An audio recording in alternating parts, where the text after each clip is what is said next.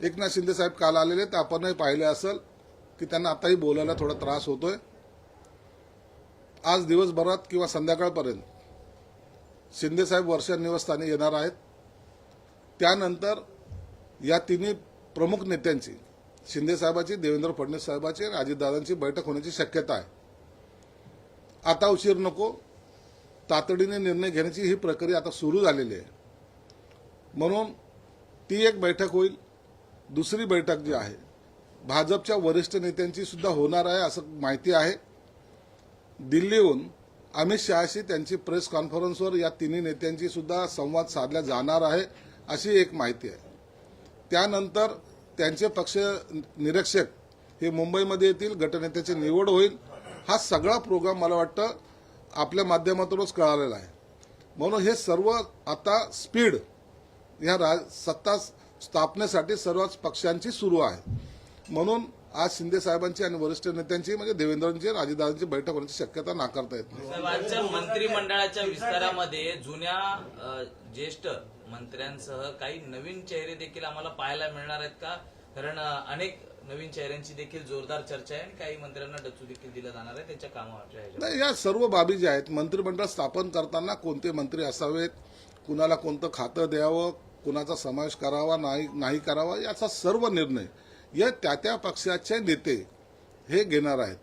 म्हणून शिवसेनेचे कोण मंत्री असले पाहिजे किंवा भाजपचे कोणते असले पाहिजे किंवा राष्ट्रवादीचे कोणते असले पाहिजे हा त्यांचा पक्षाचा प्रश्न आहे आणि हे ठरवण्याचा अधिकार त्या नेत्याला असल्यामुळे योग्य वेळी त्या नावाची घोषणा केली जाईल। दिल्लीच्या बैठकीत खरी परिस्थिती काय? खरंच शिंदेंना कुठलं पद घ्यायचं नाहीये? एक निश्चित आहे, शिंदे साहेब हे दिल्लीच्या राजकारणात जाणार नाहीत। महाराष्ट्राच्या राजकारणामध्ये त्यांनी कोणतं पद घ्यावं, कोणतं घेऊ नये याबद्दल आम्ही त्यांना कोणीही सल्ला दिलेला नाही। त्यांचा निर्णय ते स्वतः घेतील। पक्षप्रमुख म्हणून, आमचे मुख्य नेते म्हणून त्यांना तो अधिकार सर्वांनी बहाल केलेला आहे। म्हणून शिंदे साहेब जोही निर्णय घेतील तो आम्हाला मान्य असणार आहे। म्हणून काय होईल उद्या याचा सर्वस्वी निर्णय एकनाथ शिंदे साहेबांच्या हातात आहे। सत्तेत राहावं, त्यांनी पद घ्यावं अशी आमदारांची इच्छा आहे का? शिंदे साहेबांनी आमच्या बरोबर, आम्ही त्यांच्याबरोबर एक जे काही आमचं नातं आहे ते जर पाहिलं तर शिंदे साहेबांनी आमचं नेतृत्व करावं ही आमच्या सर्वांची इच्छा आहे। आणि म्हणून एक मात्र आम्ही ठामपणे सांगू शकतो की शिंदे साहेबांनी दिल्लीत जाऊ नये। महाराष्ट्राच्या राजकारणामध्ये त्यांचा असलेला प्रभाव, त्यांचा असलेला वाढता लोकप्रियता ही जर आणखीन त्याला गती द्यायची असेल तर शिंदे साहेबांनी त्यांच्या नेतृत्वाखाली या सत्तेमध्ये असावं असं आमची इच्छा आहे। शिवसेनेला मिळालं असतं तर शिवसेना कधी फुटली नसती। काय मिळालं असतं काय मिळालं नसतं ही गेलेली गोष्ट आहे, भूतकाळ आहे। आता तुम्हाला विरोधी पक्षनेताही मिळत नाही हे दुर्दैव आहे।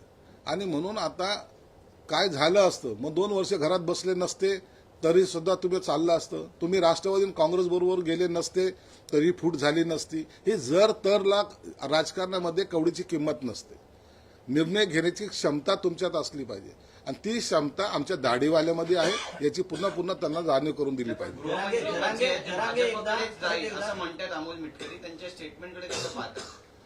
अमोल मिटकरी हे राष्ट्रवादीचे मोठे नेते आहेत। त्यांनी कदाचित देवेंद्र फडणवीस बरोबर खाते वाटपाबद्दल चर्चा केली असावी, कोणते खाते कुणाला जाणार आहे त्यांना माहिती असावी, म्हणून त्यांनी केलेले ते विधान आहे। त्यांच्या विधानाला कदाचित राष्ट्रवादीच्या वरिष्ठ नेत्याचा पाठिंबा असेल।